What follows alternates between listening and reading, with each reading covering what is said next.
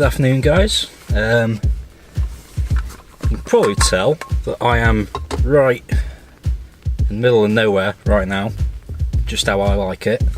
I had the fantastic idea today of wanting to do a video about exposure bracketing and how you can do it even if your camera doesn't have a bracketing feature built in. Then I realised how windy it is. I think this is Storm Gregory or Jeffrey or something. I don't know, it was only last week we had Freya. But yeah, regardless, even if I have to do the whole video inside the car, I'm going to do it. This is the time I've set aside to do so, and that's what I'm going to do. So at least I've got a nice view. I'm up on the moors right now. All I can see through my windscreen is the Snowdonia range, with all the peaks just having that little smattering of snow across the tops. I could be in worse places. One thing I will need to do regardless is get out of the car to actually get my camera. So let's brave it.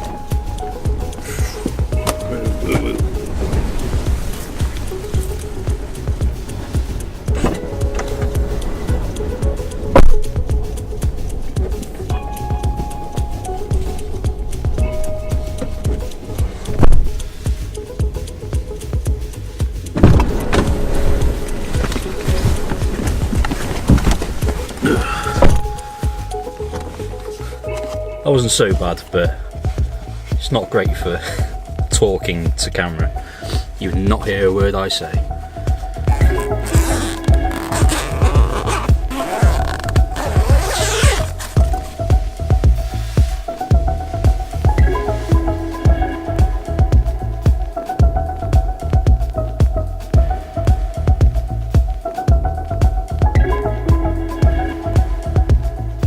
Okay, so all I'm going to show you here is the dead basics. I'm not going to worry too much about composition because I can only get my car into certain positions. I'm literally shooting off my dashboard through the windscreen. So yeah, I've lined up a quick little shot. Yeah, literally going to show you just how to bracket the shots, and then quickly at the end how easily in Lightroom you can throw them all together and get your effectively HDR image. So let's get to it.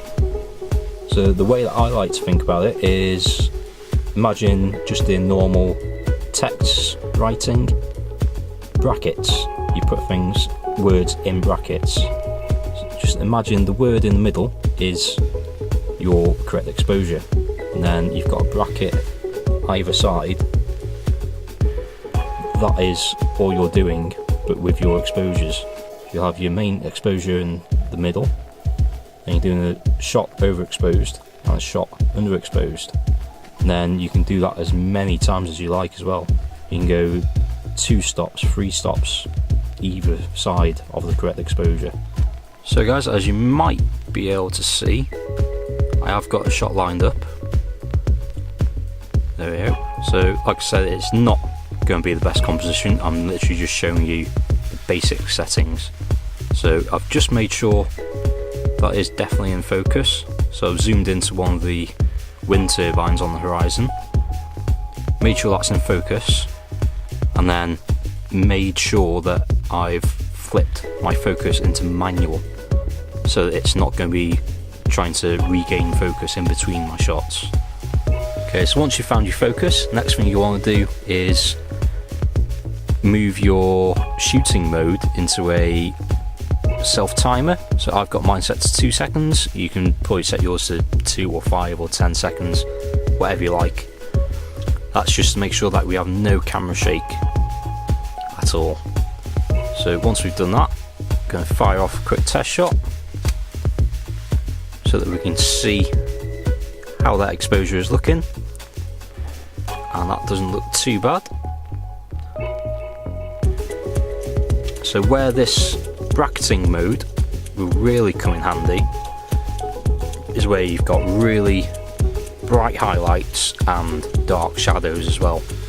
So say if a little gap in the clouds appeared up above the horizon there, but all the rest of the mountains, everything were in deep shadow under the grey sky, then you'd be able to really balance out your exposure using multiple shots. My mic died, yay! So on the Nikon camera, as with many other cameras, modern cameras, you will have a built-in bracketing option. So on the Nikon camera, around the front next to your flash button, there is a button saying BKT. That is your bracketing button. So using that, you can, while holding the bracket button, you can move your exposure dial to choose between a third stop above and a third stop below, or a full stop either side, 2 stops either side. Yeah, you can customize it any which way you like. On a Panasonic camera, such as the Gx8 that I'm filming on now, if you go into the photo options, you'll find a auto bracket option, and if you go in there, you can do exactly the same, customize what shots you want to take basically, and then you can quickly choose that in your shooting options, along with single shot burst or anything like that.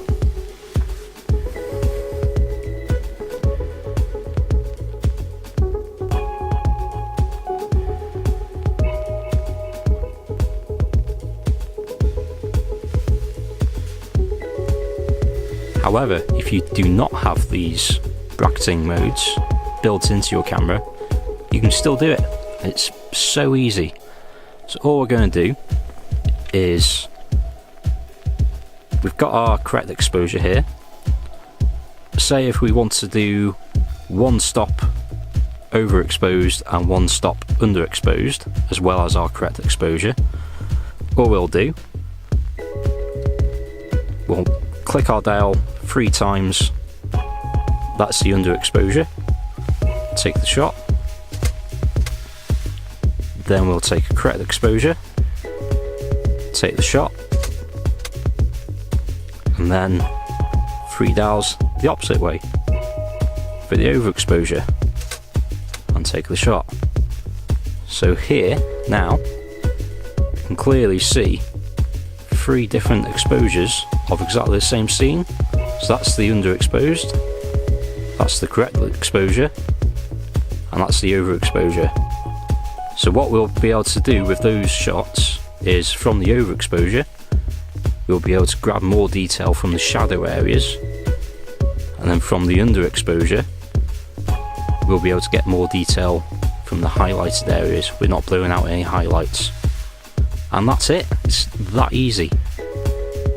You'll see here that I'm using the shots from the Panasonic, just a shot of a lens, 50mm lens. You can see this here is the normal exposure. I think it is actually pretty decent. You can see on the histogram that the shadows are a little bit dark, but the highlights are just within the parameters. So what I'm going to show you, we'll go with these 3 shots here, which are bracketed. All we're going to do is select all 3 of those, then right click, go into photo merge and HDR, then you get a dialog box up. You can see how quickly that's already brought up a preview for me. So what you want to do is make sure you've got auto align clicked. That'll make sure that they're all in line, just in case there was a slight shift in focus or movement of the camera, then your subjects will all be in line with each other. We can click on auto settings, see what that does. I'm just going to leave it as is for now, then click merge. Then you'll see in the top left that's creating your HDR image. There we go, and then it will appear on the bottom there. So that is your HDR image. So seriously guys, that really is it. That's all it takes to be able to create a photo merge in Lightroom using exposure bracketing. You do not need any fancy built-in camera mode or anything like that. You're literally just using 3 different exposures. Yeah, it really is that simple. I'll be honest with you, it took me forever to actually start delving into my camera settings and whatnot and realising that I could do these things. I didn't know that was an option. So I was adamant to start with that, oh, I need to get some of these filters. Everyone's talking about spending 100 quid on a square piece of glass and that will sort out all my troubles. It didn't.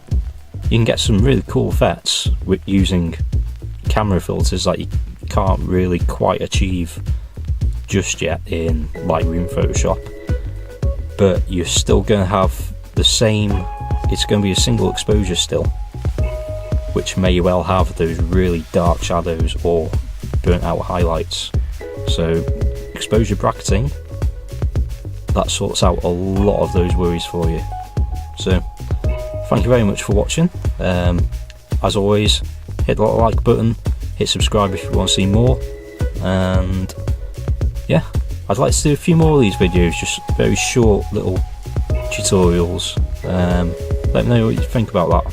So, see you later.